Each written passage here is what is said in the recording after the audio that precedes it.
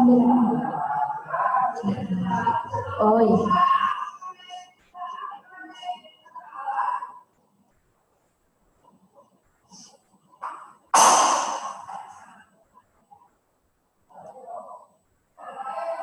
Lanjut, yang poin C, memberikan pinjaman kepada luar negeri dalam bentuk mata uang asing. Dari kata mata uang asing berarti salah. Yang D, perjalanan atau kunjungan wisatawan asing dari berbagai negara ke Indonesia. Nah, ini yang benar. Yang E, memberikan sumbangan kepada negara-negara lain yang tertimpa musibah. Sumbangan, kalau memberikan sumbangan berarti meskipun dari negara kita berarti tidak ada kalau sumbangan. Berarti kan kalau sumbangan sama aja dengan hibah. Jadi tidak meningkatkan devisa. Jawaban yang benar yang D. Selanjutnya nomor 5.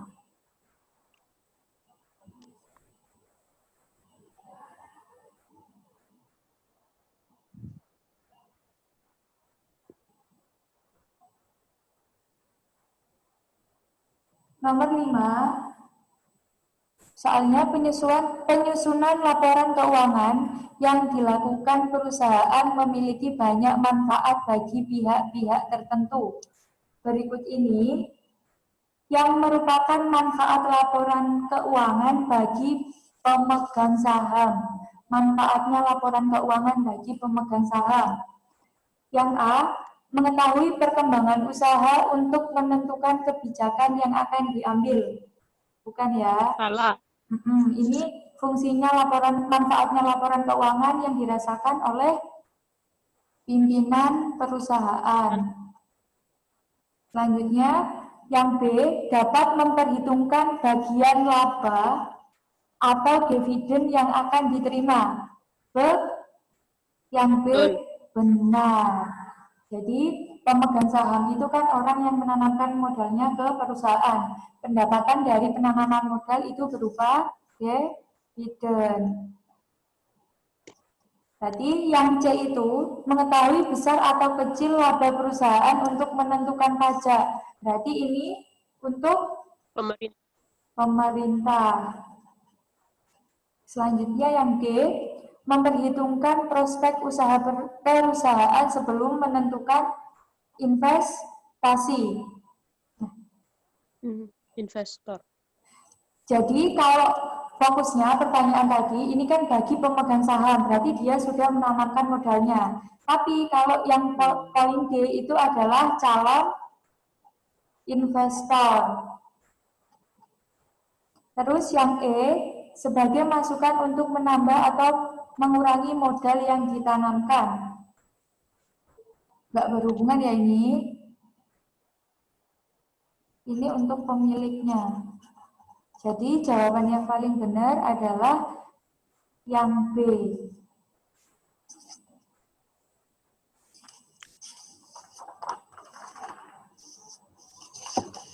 Selanjutnya, soal nomor 6. Soal nomor 6, pertanyaannya, berdasarkan data di atas, pendapatan bersih kantor pengacara tersebut selama 2013 adalah mencari pendapatan bersih. Ini materinya tentang laporan keuangannya perusahaan, akuntansi perusahaan jasa. Di sini diketahui modal pada 31 Desember yang di bawah modal pada tanggal 1 Januari. Berarti ini adalah modal akhirnya. Yang 1 Januari tadi itu modal awal. Untuk mencari pendapatan bersih, itu kan rumusnya pendapatan dikurangi beban-beban. Nah, di sini pendapatannya belum diketahui atau pendapatan kotornya belum diketahui, berarti harus mencari pendapatan kotornya dulu. Rumusnya modal akhir sama dengan modal awal ditambah pendapatan dikurangi beban-beban dan dikurangi prive. Nah, modal akhirnya tadi sebesar 515 juta.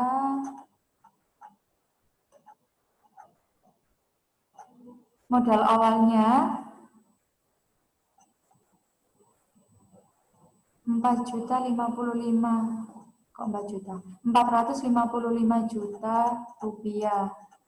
Ditambah pendapatannya belum diketahui, disingkat P gitu ya, pendapatan dikurangi beban-bebannya. Bebannya itu kalau dijumlah bebannya sebesar 83 juta. Ripe-nya 17.500. Ini nggak usah dicoret dulu biar nggak kebanyakan deh. Nah, jadi pendapatannya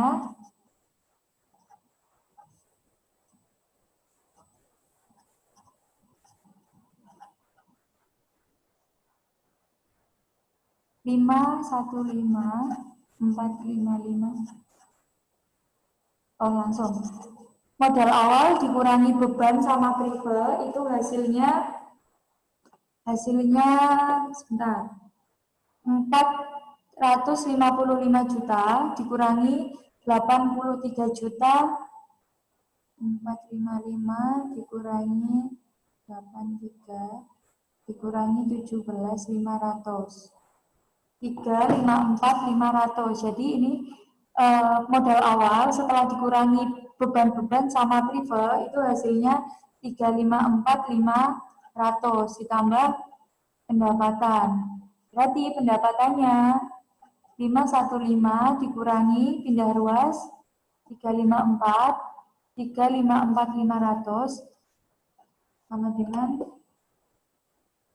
515 dikurangi 354.500. Pendapatannya sama dengan 160.500.000.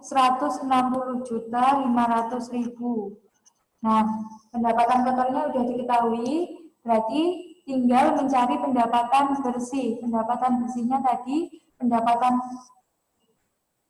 kotor sebesar 160.500 dikurangi beban. Bebannya tadi 83 juta. 83 juta. Berarti pendapatan bersihnya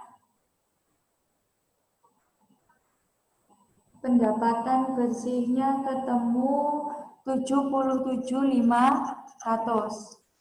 Jawabannya yang B.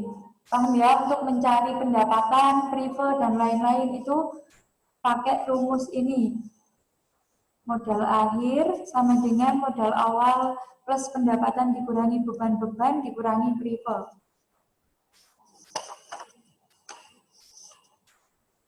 Selanjutnya soal nomor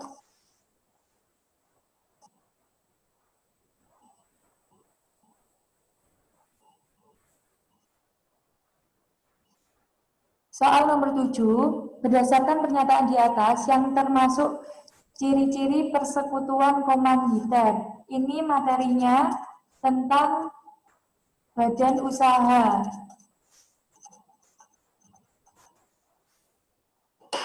Badan usaha ada dua, BUMN dan BUMD. BUMS, BUMN atau BUMD dan BUMS yang termasuk badan usaha milik negara itu adalah Perjan, Perum, sama Persero.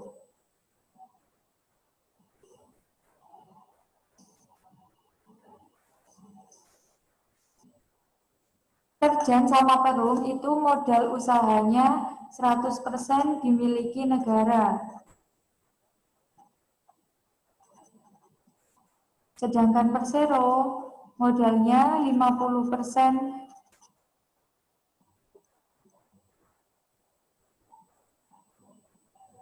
50% kurang dari 50. Kurang dari lebih dari 50% itu miliknya negara, sisanya milik swasta. Jadi modalnya kalau persero itu tidak sepenuhnya miliknya negara, sedangkan BUMS itu ada PT atau perseroan terbatas, perseorangan, firma sama CV. Nah,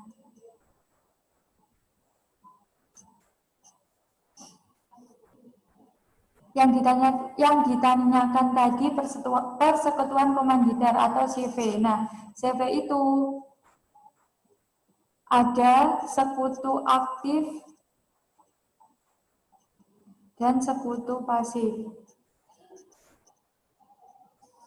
Jadi, kalau firma itu adalah perusahaan yang didirikan oleh 2 atau 3 orang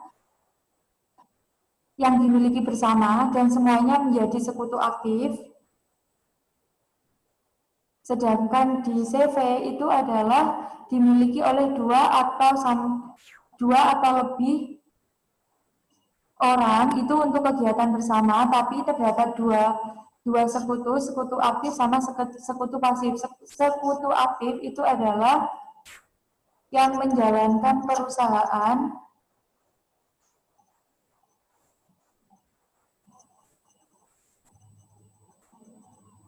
dan yang sekutu pasif itu adalah pemberi modal. Nah, berdasarkan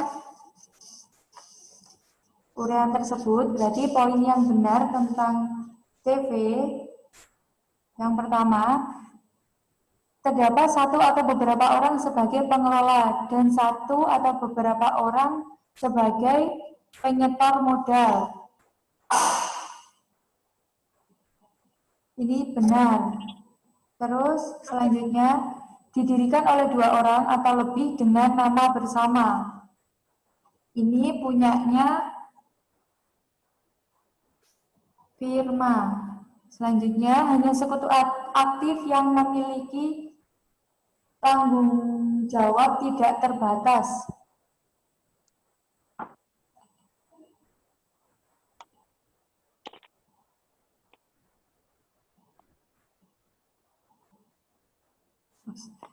Yang poin 3, hanya sekutu aktif yang memiliki tanggung jawab tidak terbatas. Benar. Yang poin 4, kekayaan perusahaan tidak dipisah dari kekayaan pribadi. Ini biasanya punyanya perusahaan perorangan. Dan yang terakhir, manajemen dan usaha menjadi tanggung jawab sekutu aktif. Benar, karena sekutu aktif sebagai pengelola usaha. Berarti jawabannya 1, 3, dan 5. 1, 3, 5. Jawabannya yang B. Nah, selanjutnya soal terakhir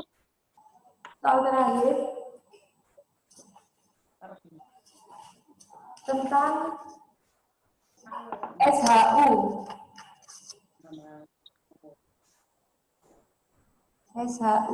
Nah,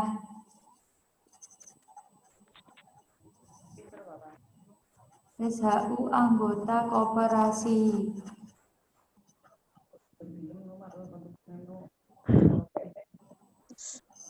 Rumusnya, nah ini soalnya dulu. Di antara SHU dialokasikan 20% untuk jasa simpanan, 25% untuk jasa pembelian. Jika Pak Rinto sebagai salah seorang anggota koperasi tersebut memiliki simpanan pokok sebesar 1 juta dan simpanan wajib 3.500.000, serta selama 1 tahun telah belanja di koperasi senilai 5 juta, maka sebagian SHU yang diterima Pak Rinto adalah berarti mencari SHU yang diterima anggota itu rumusnya SHU anggota yang diterima dari jasa modal atau jasa simpanan ditambah SHU anggota yang diterima dari jasa pembelian. Untuk mencari SHU anggota jasa modal, itu rumusnya jasa modal atau jasa simpanannya tadi dibagi total jasa modalnya anggota koperasi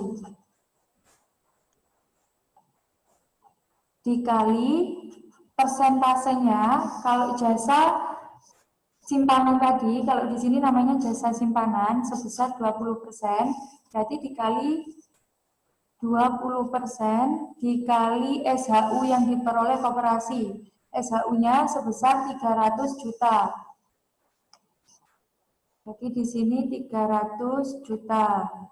Nah, berarti jasa modalnya anggota Pak Rinto di situ, jasa modalnya Pak Rinto atau jasa simpanannya itu totalnya simpanan pokok ditambah simpanan wajib. Berarti jasa simpanannya Pak Rinto sebesar 4.500.000.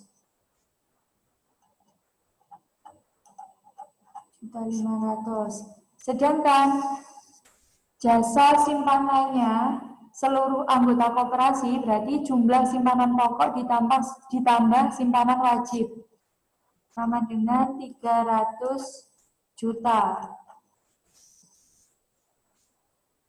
Nah, di sini berarti 300 juta dikali 20% kali 300 juta. Hasilnya 900.000. Hasilnya berapa? 900? Ya, 900.000. Nah, selanjutnya nyari yang SHU-nya anggota SHU jasa pembelian. Berarti jasa pembeliannya Pak Rinto dibagi total jasa pembeliannya seluruh anggota koperasi dikali 25% kali 300 juta. Berarti pembeliannya Pak Rinto sebesar 5 juta dibagi total pembeliannya anggota koperasi sebesar 25%. 250 juta dikali 25% kali 300 juta. Berarti hasilnya 1.500.000. Ya, 1.500.000. Berarti SHU-nya Pak Rinto totalnya 2.400.000.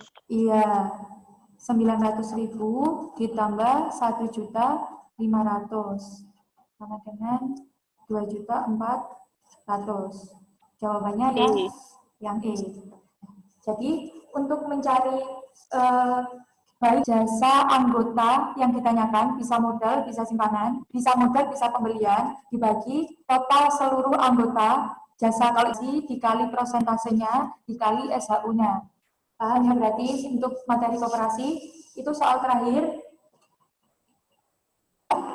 Untuk materi ekonomi hari ini itu saja yang bisa disampaikan. Nanti kalau ada yang ditanyakan bisa lanjut PC atau pertemuan selanjutnya.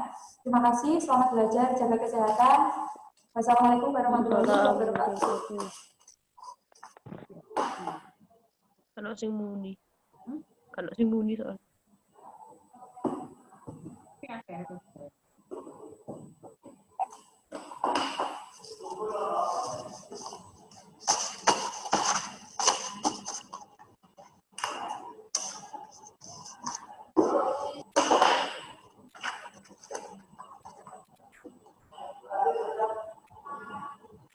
Ampun.